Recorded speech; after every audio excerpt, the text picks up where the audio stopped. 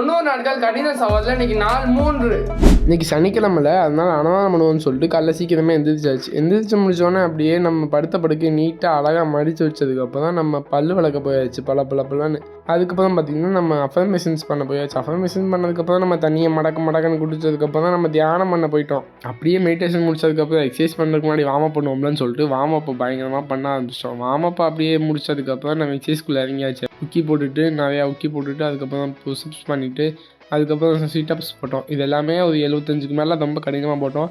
ரொம்ப கடுமையாக தான் இருந்தோம். அதுக்கப்புறம் க்ரீன் டீயை மடக்குன்னு குடிச்சிட்டு அதுக்கப்புறம் இன்றைக்கி அன்னதானம்னு சொல்லிட்டு வீட்டோட ஃபேமிலியோடு எல்லோரும் சமைக்க போயிட்டோம். அப்படியே ஹெல்ப் பண்ணிவிட்டு நிறைய வேலையை பார்த்துட்டு நிறைய அப்பாவோட சேர்ந்து சமைச்சிட்டு ஹெல்ப் பண்ணிவிட்டு அதுக்கப்புறம் அன்னதானம் கொடுக்க போயிட்டோம்.